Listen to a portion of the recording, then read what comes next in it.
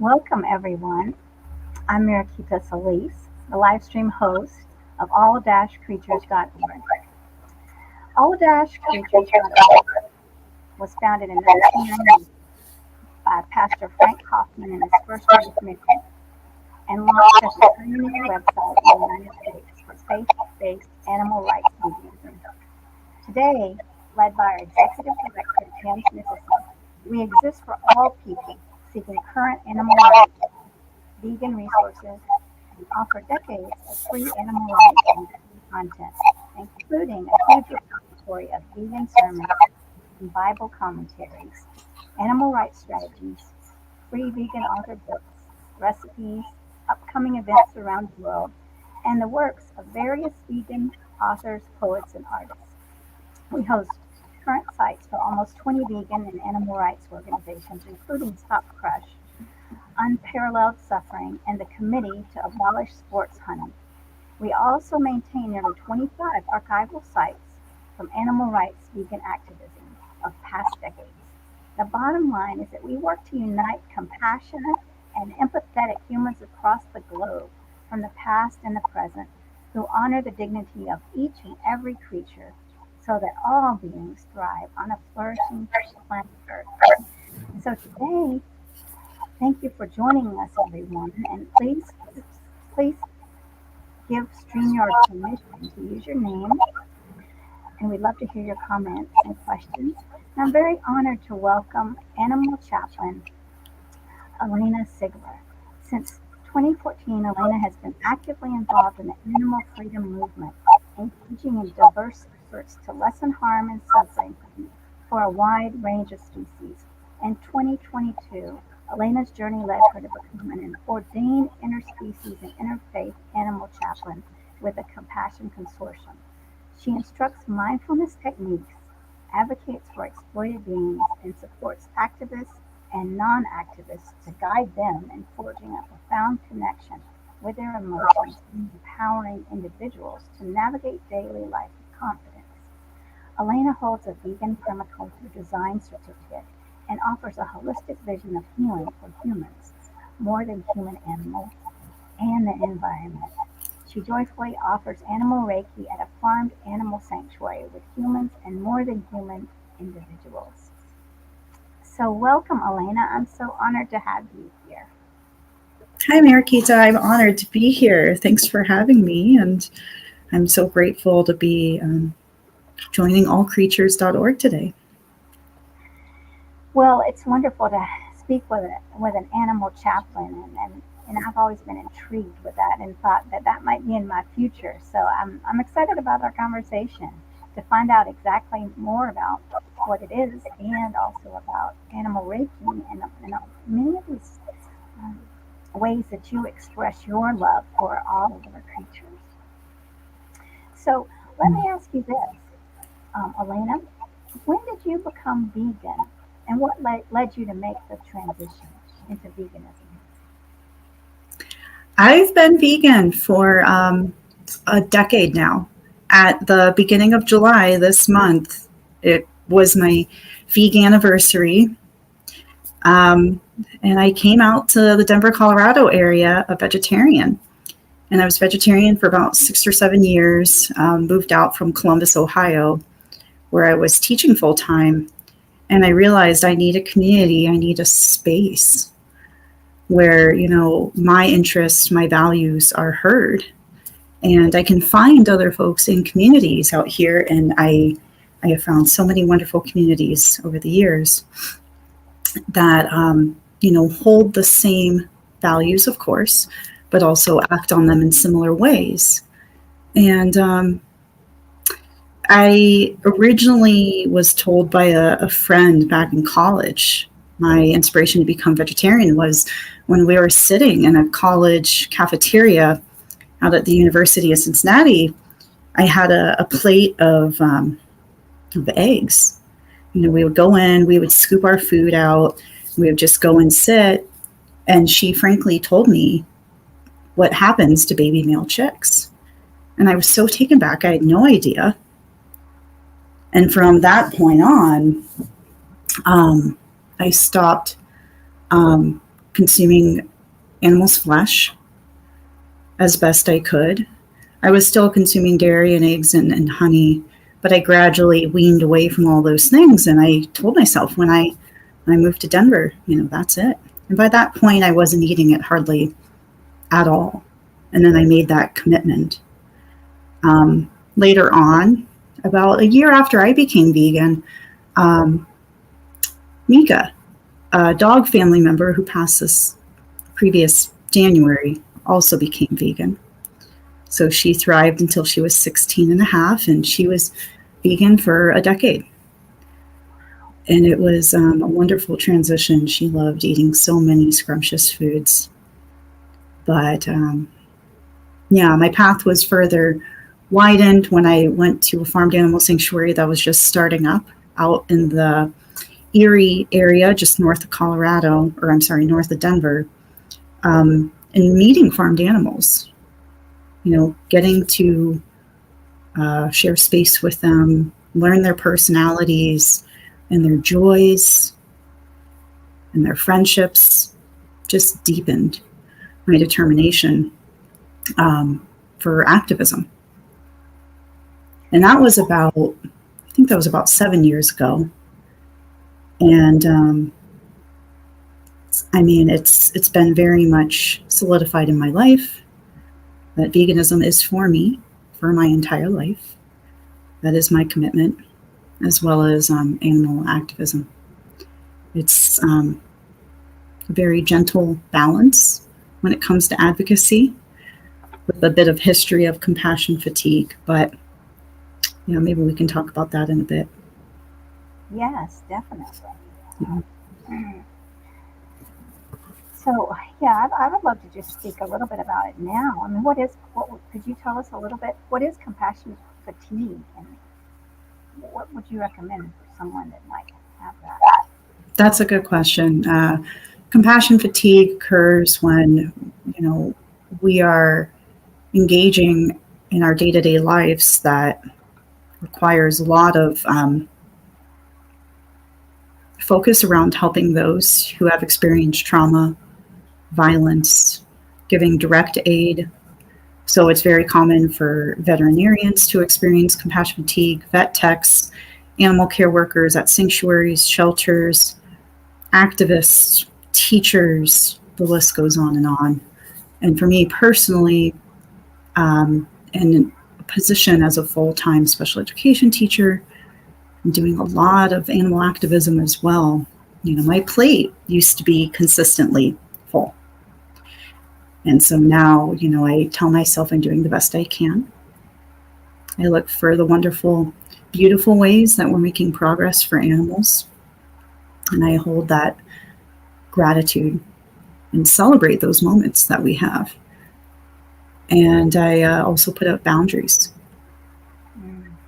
Having an awareness of when I'm overwhelmed, when too much is on my plate. I can say no. And I can also think through and really carefully consider, is this on my path? Is this something that I want to continue to do? Is it in alignment with where I want to be? And now, as an animal chaplain and a Reiki practitioner, I hold that very carefully because I want to continue on a path with advocacy that aligns with how I support myself and others as a chaplain. Well, I love that. I love that self-awareness and realizing you need boundaries and self-care, and just taking the time to breathe and see and connect with your feelings. Yeah, giving ourselves breaks. We need to have those vacations. We need to have retreats. We need to have time away. And that's okay. And that's okay too. Definitely. We need to fuel. We do. I mean, throughout all stages of life, we need a balanced life. So, yeah. Yes. Yeah. Well, let me ask you this. When you first became vegan, did you have the support from your family or friendships, or did you find yourself isolated?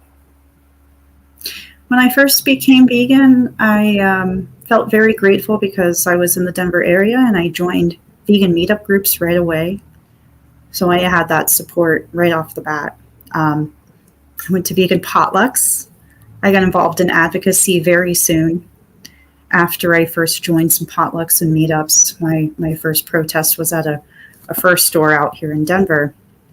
And so that community, those mentors and those people who have been doing advocacy and they were vegan for a long time,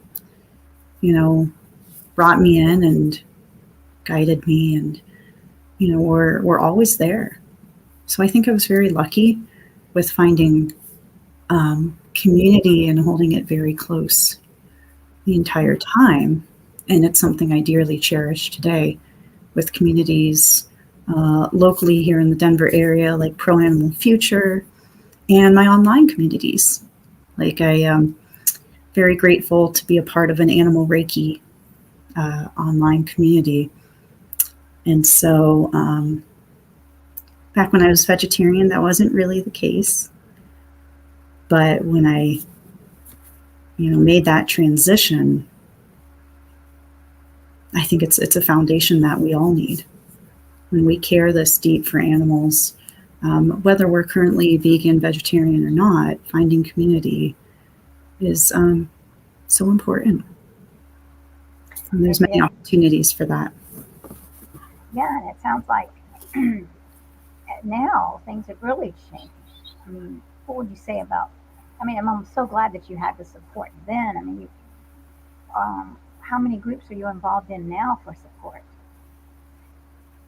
Oh gosh, 3 come to the top of my head. I was ordained as an animal chaplain by the Compassion Consortium, and so Reverend Sarah Bowen, Marshall Hammer, and some other dear friends continue to be there for me. So I dearly love the Compassion Consortium. I would check out their website and their resources.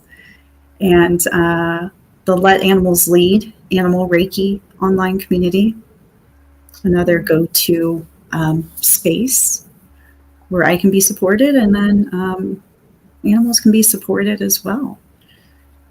And then Pro Animal Future is the one that I most commonly look to. They're local. I can go to social events every other week, engage in some wonderful animal activism. We have 2 ballot initiatives. We're trying to ban slaughterhouses and fur products in the city of Denver.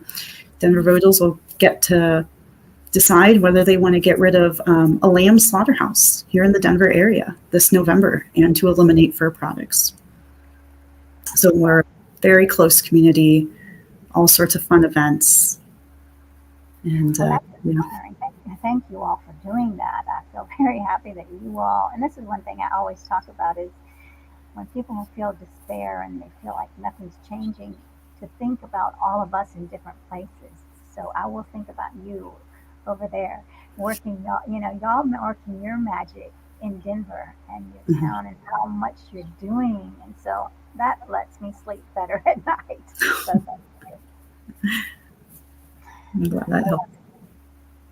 So let me ask you this. How does the peace of not eating animals, not eating our beautiful creatures, manifest in your life today? I love that question. And it's something I continue to contemplate and look towards additional ways that I can continue to lessen harm and suffering in the world. In regards to my emotions, I feel less anxious. I feel more calm and joyful. And frankly, I guess I'll speak to that in regards to, my transition into veganism and over the years when I've come across animal products. When I walk past all the flesh in the grocery store, now I can come back to myself and give myself that peace and take some deep breaths. Because in the past, that wasn't the case. I would become angry or I would become disgusted. I'm still disgusted. I won't lie there. The disgust part, I don't know if that's going to ever go away.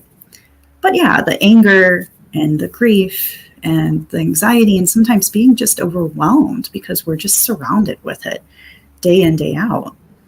I realized I can always come back and, to my inner self, give myself some deep breaths, voice in my head what I need in the moment, and continue on.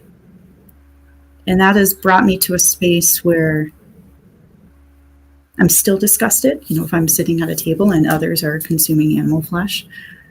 At least it's not overwhelming my emotions. At least I'm not overwhelmed and can't take being in that space anymore. I essentially told myself, I can come back and give myself that relief, or I can continue to let this control me. And that's where I guess the peace really has come from. So.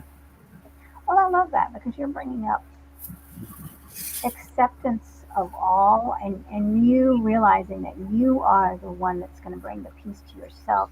It's not outside of yourself, that you accept that you're going to see the reality of what life is showing us, and you're at peace with that. Now, that doesn't mean you like it. Doesn't mean that you like it, but it means that you're taking that and turning it into action, right? I see something I don't like, I accept it, and I'm at peace with it, but I'm going to do something about it.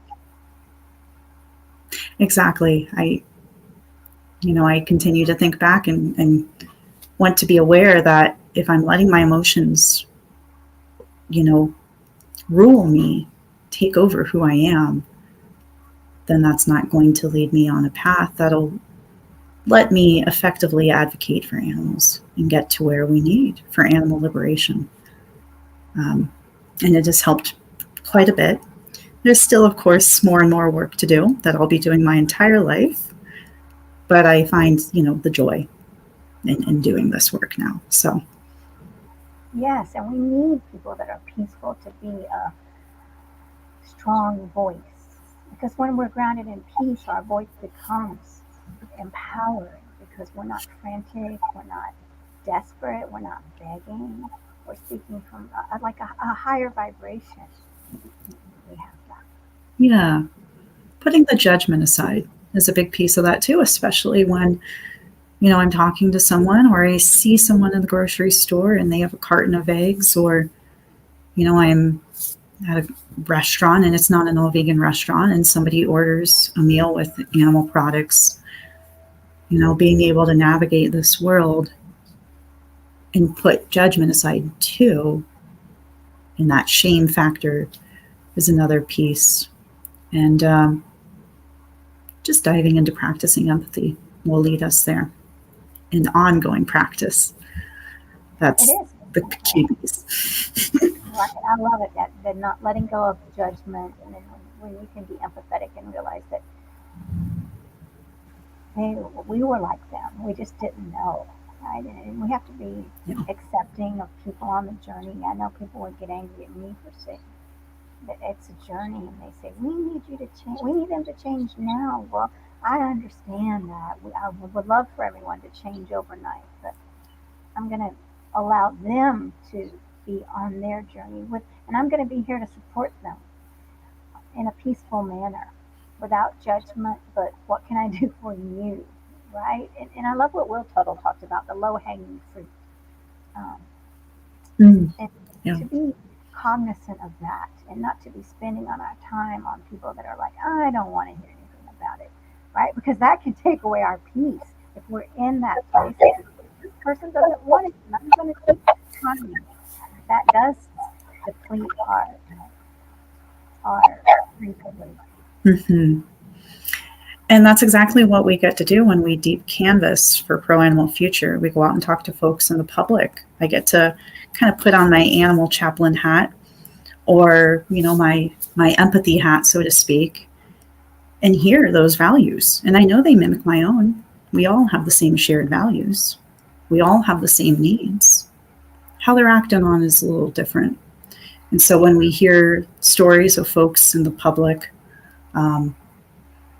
who may already be for banning slaughterhouses and fur products, and then others aren't really as far as they would be comfortable to vote yes. We listen and we really lift up what emotions that maybe have been a little suppressed, and that's okay because that's really common too. This egregious violence against animals is horrific. It is absolutely horrific. And that's content that, of course, we don't want to see because as compassionate beings, we want to know that there is, happiness and joy and safety. But when we can hear what folks are experiencing and maybe a little confusion around how they otherwise would meet a need, brings up a great opportunity to fill in some gaps. If there's a misunderstanding or maybe they've heard some misinformation, it's tough to get away from what the media tells us these days. And then to lift up our own stories as well, what enabled us to really make some beautiful connections with animals and why we're here today as volunteers and voters with Pro Animal Future. So it's been fantastic getting to use empathy to be able to reach people. And it has a history as well that's very effective in other social justice movements. But I'm excited to see how deep canvassing and empathy can continue to lift up the animal freedom movement. I think it's so needed. We can bring in others too. Folks who don't identify as vegan, folks who do genuinely love animals, they need that community as well. And I think once we can reach out and widen who we consider as an ally in this movement, then we're going to see even more amazing things happen for animals. So. You're exactly right. Well, Alaina, what is your most memorable experience of your vegan lifestyle so far? That's a really interesting question. My most memorable experience, gosh, I could probably talk about so many. I would say I had the opportunity to go down to Costa Rica and spend time at a farmed animal sanctuary. And they had all sorts of folks. They had horses, dogs that they would take in, pigs, cats, some donkeys, and the sanctuary, I'm blanking on the name right now, was kind of just tucked away in the mountains. It was in a rural area of Costa Rica. And I was just astounded by what the founders and animal caregivers were doing to ensure that these beings who otherwise would not have had a place to go, sanctuaries are more rare for farmed animals, with what they did to ensure that, they were thriving as well. That's beautiful. And a lot of times I think, oh, I don't think that far out. But again, that helps me sleep in peace too, knowing that in Costa Rica, right, that they're taking care of their animals too. I love that. So, Mm.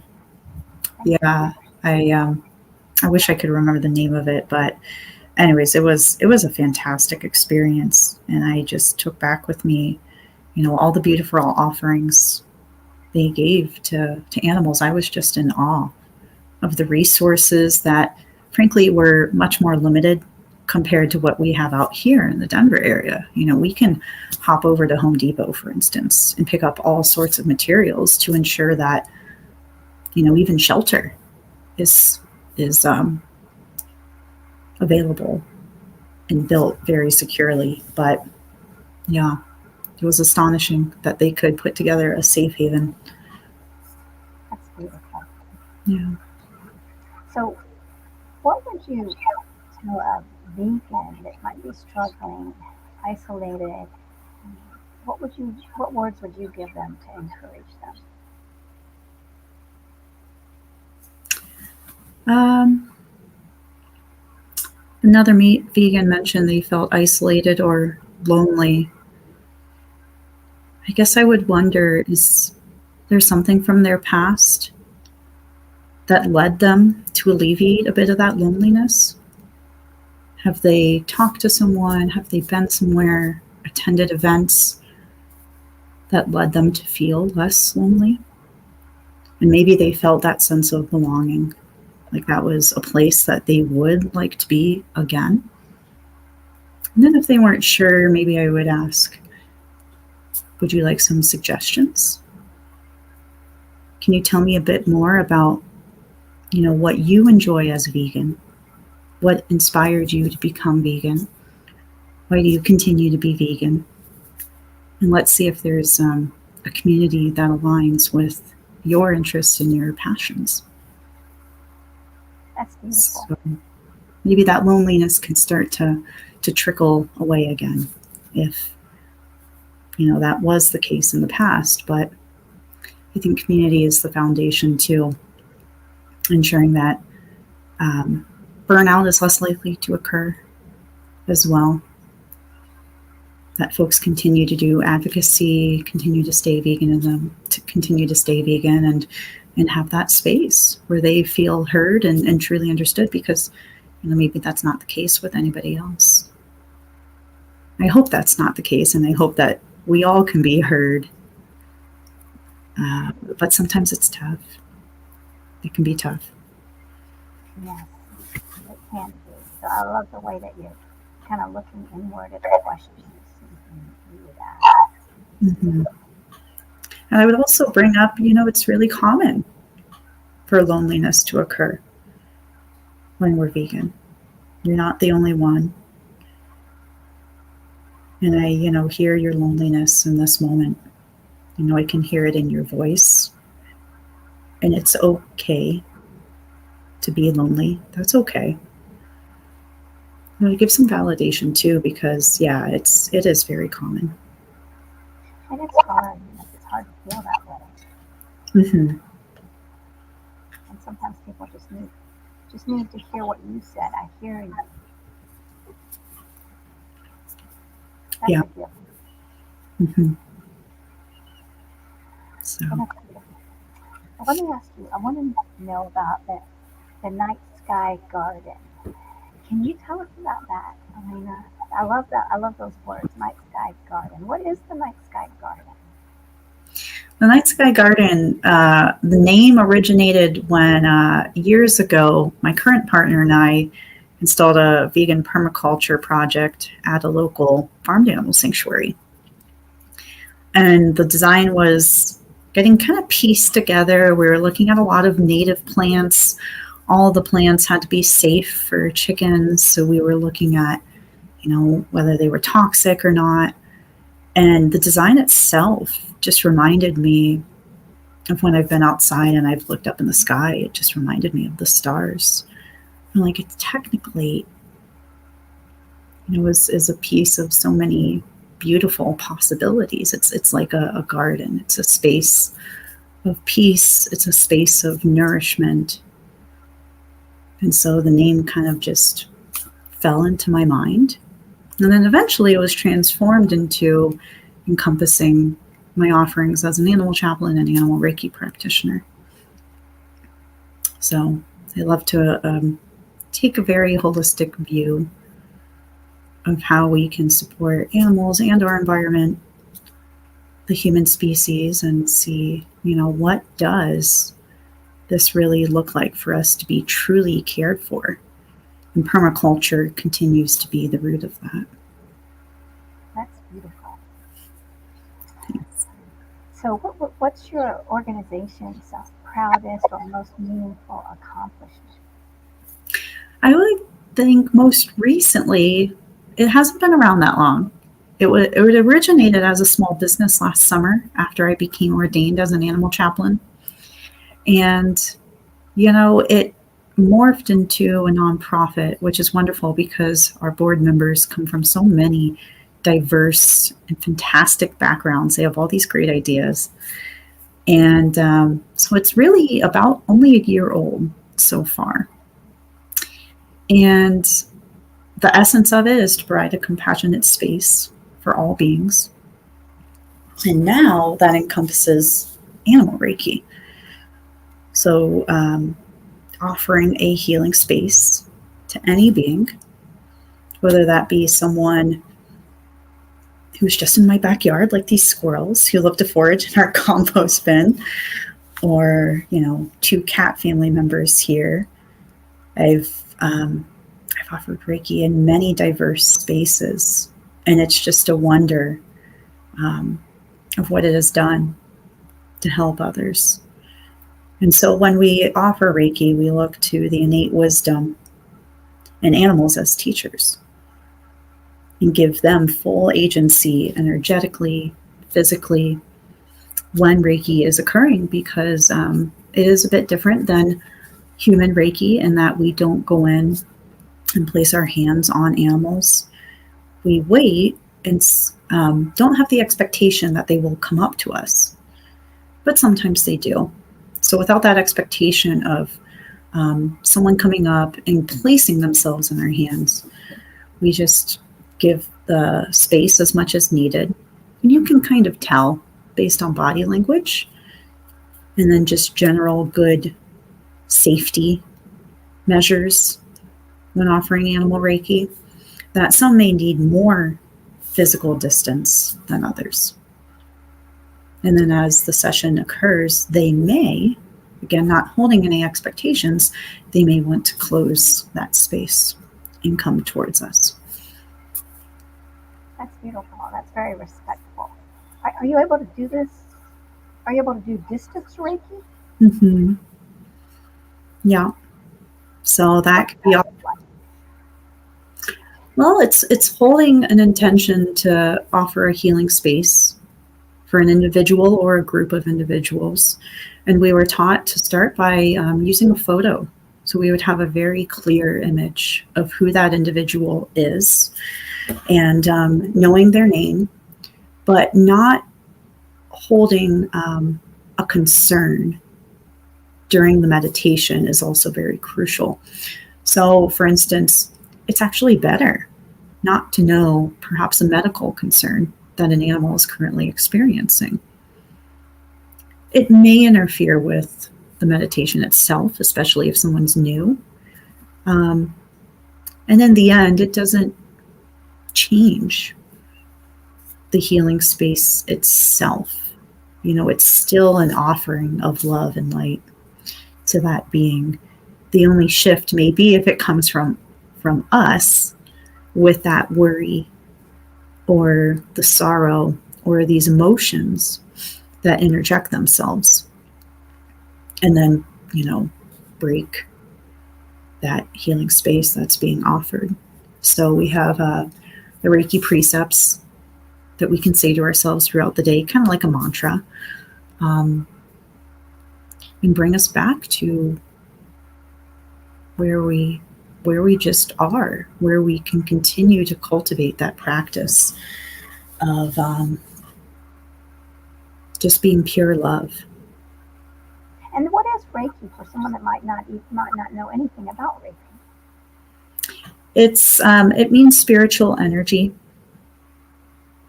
So offering just love and light to all beings. And when we look at that energy, we can hold that space very, very tenderly. And that extends into if we want to give animals that agency as well. Because like with human Reiki, it may be that, we're beaming something into animals and saying, this is an area that will be healed. That's the unique shift with the Let Animals Lead method by Kathleen Prasad is if they want to heal and be in that space, they will do so themselves. And so I'm just thinking of like farmed animals who are brought to sanctuaries, a chicken who was rescued and is taken to a veterinary hospital may experience an immense amount of anxiety. But if a vet tech is experienced in Animal Reiki, she not only can hold space for that chicken, but for for all beings in the clinic, for all animals who may need that moment to rest. Ideally, it's a quieter space, and it doesn't have, well, actually, you know what, I take that back, because it's very common. I don't have as much experience offering Animal Reiki in shelters, but it's very common for other Animal Reiki practitioners to go into shelters and for dogs to be barking, for there to be a lot of anxiety or excitement, whatever it may be.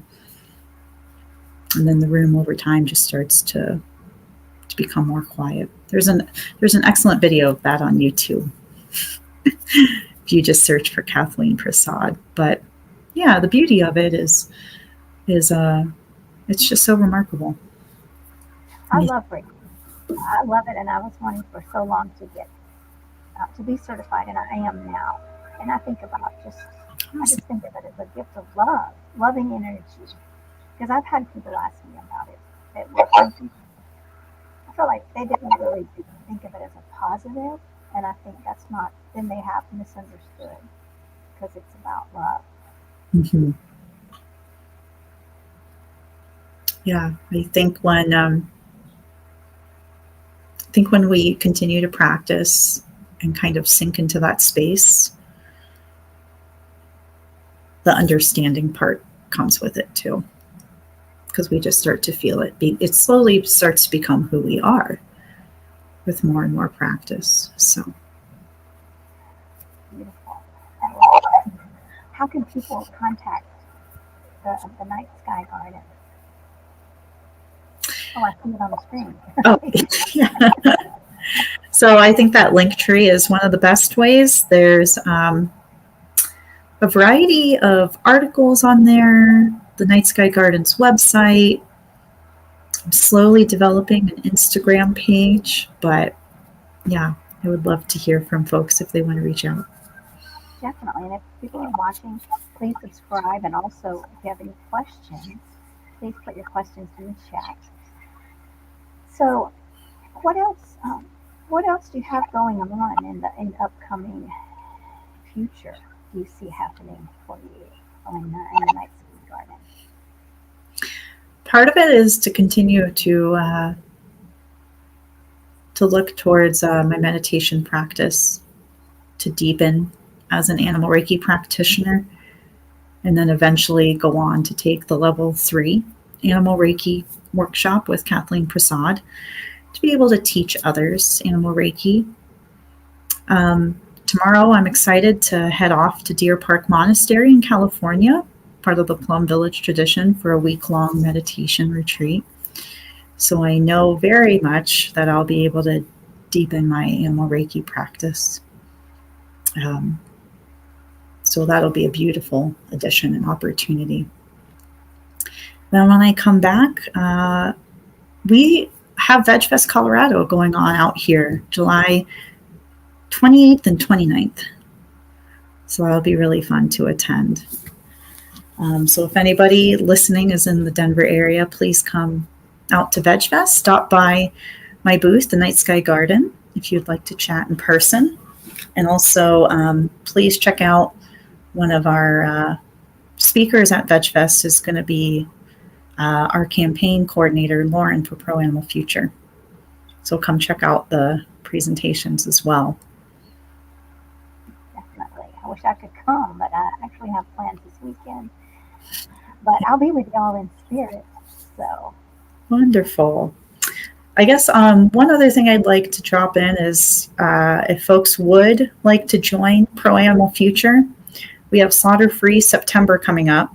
This is our big push right before the election in November for deep canvassing. We're going to do all sorts of fun things to get the message out about the ballot initiatives. So if you'd like to sign up, maybe that's one that I could leave in the comments that is not on my link tree.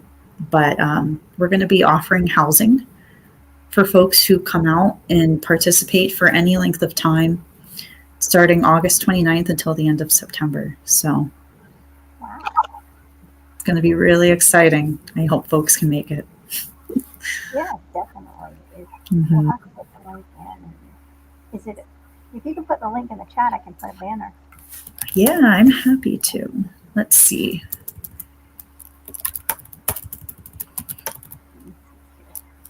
I would like also to know.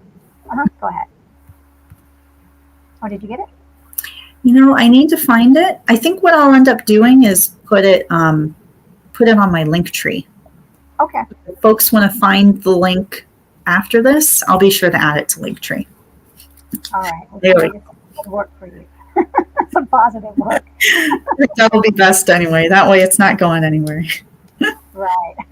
Wonderful. Well, let me ask you this. As an animal chaplain, do you get a lot of people who are struggling with a decision about their animals that are elderly, sick, and not knowing what to do?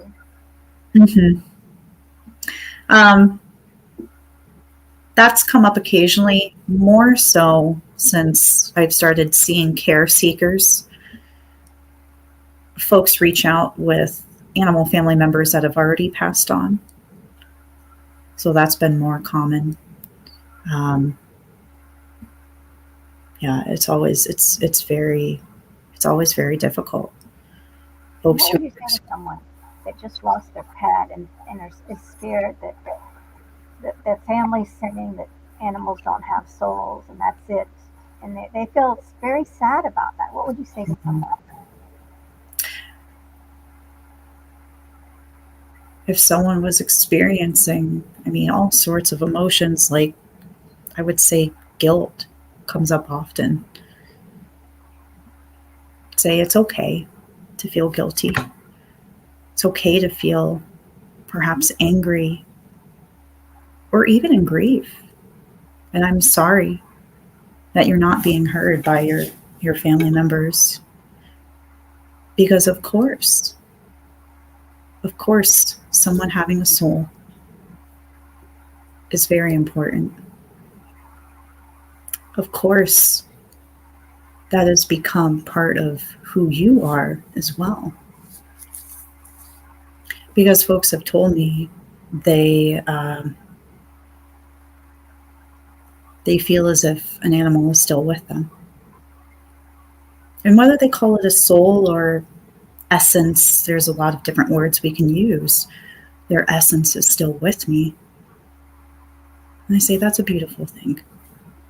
We can always hold that essence or their soul with us. I love that. And so, whatever you're experiencing, and, it's nice to name the emotions, because not everybody will do that, but naming those emotions and perhaps needs in the moment. You need your family to understand that their essence made you who you are, and their essence in and of itself is so important and so beautiful. So giving that validation is has been very supportive, very helpful for folks. Yeah, and I love that you allow for guilt. It's okay, and it's so normal to feel guilty in it without judgment. And the guilt is really, really, really common. The guilt about I didn't do this, or I should have done that. I should have taken them to the vet sooner. Whatever it may be, right? You're not the only one. You're not the only one in that boat. That's something that everybody experiences. And it's okay to have that guilt. It's okay. And that, stirs up some transformation and what some healing practices may look like. For instance, we use habituals. If we're going in our day-to-day lives and we no longer go on a walk, what might that look like now that the dog family member is no longer there? We make some little tweaks to those habits so that we can still enjoy them and still have those opportunities, but also hold it with some tenderness too. because it might be eliciting a lot of challenging emotions. So how can we tweak that a little? So that maybe in those moments we can find some gratitude. We can find some relief and comfort. So that's a big piece of it as well. Right.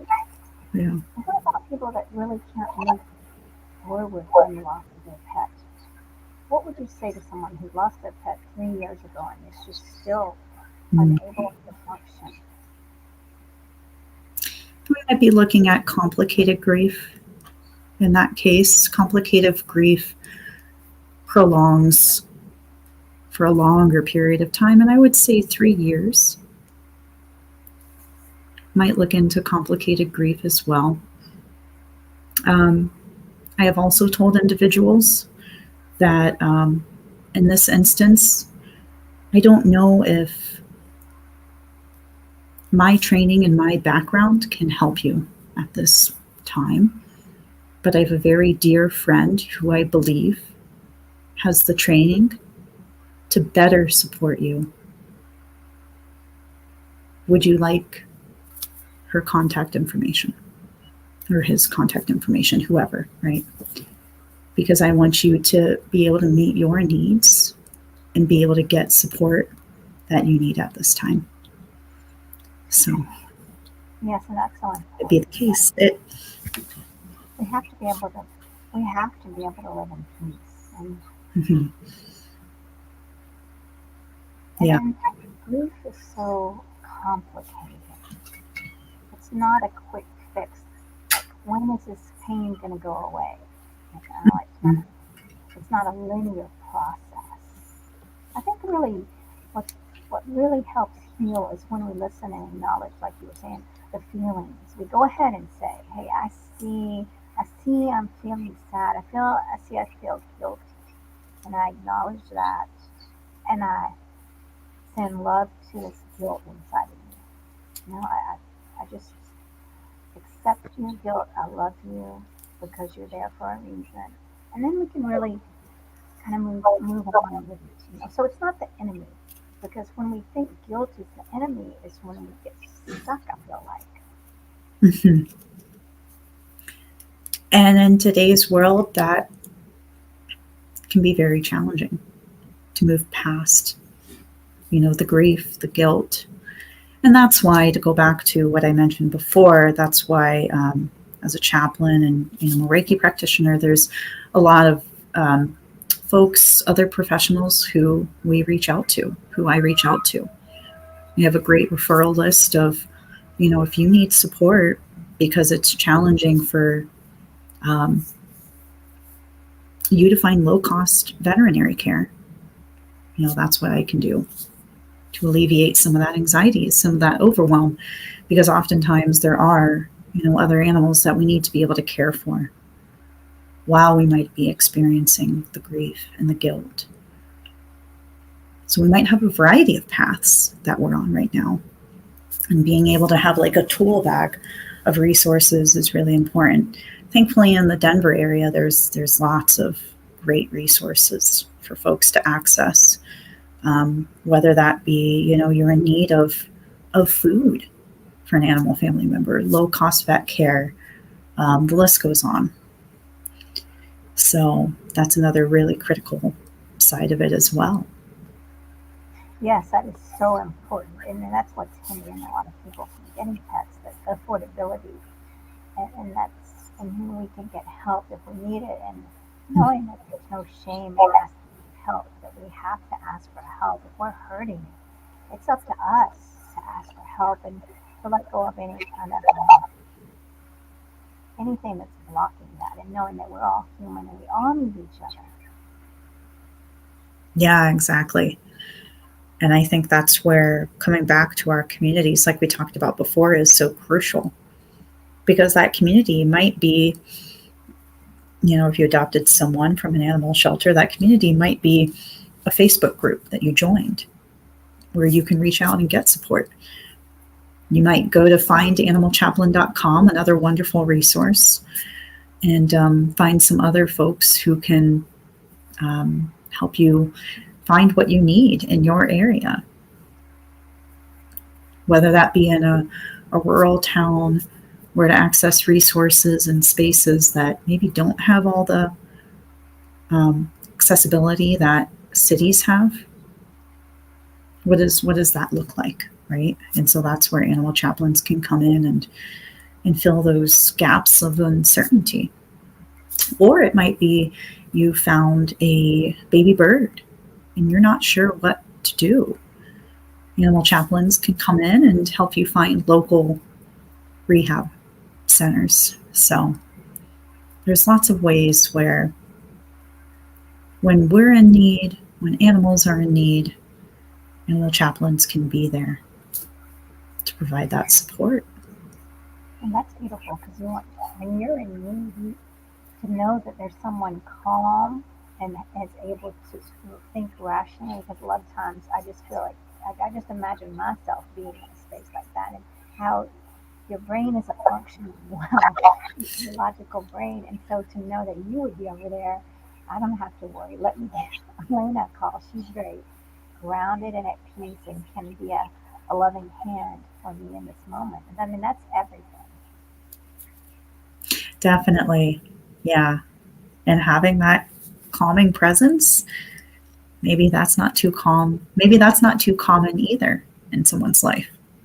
Maybe we work in an industry that might be a bit more chaotic. And having someone to talk to who is grounded, can give us that moment to breathe. So, Yes, definitely. yeah. Thanks for bringing that up. Sure.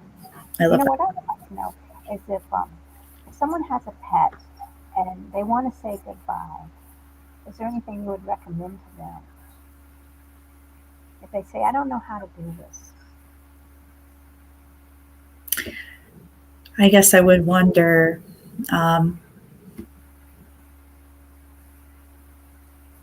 how they want to say goodbye. If they have already perhaps decided that they chose euthanasia, for instance. Is that going to be done at the vet clinic? Is that going to be done in your home? Diving into those questions after, going into, I'm so sorry. I know this is very difficult. And voicing those emotions again would be the very crucial first step. Validate, and uplift those emotions. But then going into with gentle questions. What have they considered? And if they haven't considered anything because it's too much to think about, and that's perfectly fine too. Would you like some suggestions? I love that. I love that you say validate. How beautiful. I mean, because we're brought up in a society in which these things are not taught, validation and recognizing and loving emotions. And this is so important that in order to move through these painful times and all experiences of life, that we need these in our toolbox, like you said. So I love that you're talking about these very, very important emotions and way of being. Mm-hmm. It just lifts us up out of a fog, so to speak. We have these emotions. Other beings have these emotions. We are connected to them.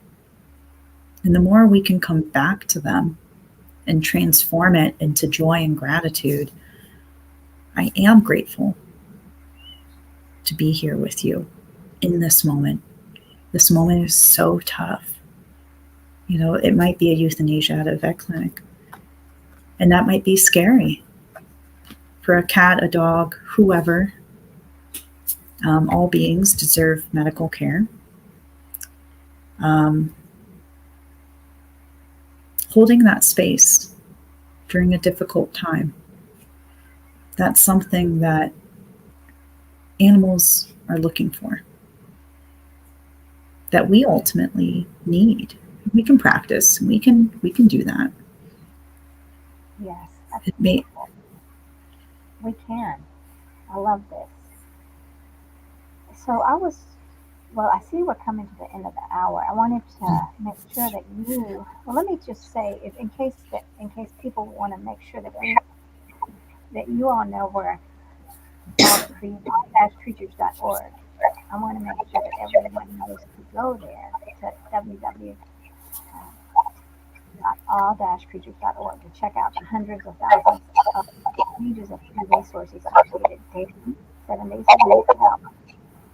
Sign up for the weekly newsletter. Mhm. So be sure to search Vegan Churches on our site on the faith-based resources near you. And if you know of a resource on this list, please reach out to our Executive Director, Tam at all-creatures.org. And so I would love it. Again, share where people can reach you. And I'd love it if you would close us with a little prayer. Oh, I'd be happy to. I would be honored if folks reached out. Please visit thenightskygarden.org. Oh, this is Jasmine, by the way, who's popping onto the screen here. Hi, Jasmine. Thanks for Jasmine joins me for Animal Reiki. She adores it. She adores it. Don't you, sweet girl? We want to feel our feet on the ground, find a comfortable space. May all beings, no matter their size, find love and peace. May all beings, whether they swim in the ocean, walk on the land, live in our soil, find peace, have peace. May we continue to recognize all beings, no matter their size, where they live. If they have 4 legs, 2 legs, 8 legs, etc. May we find whatever we need to continue to sit in peace and gratitude with them.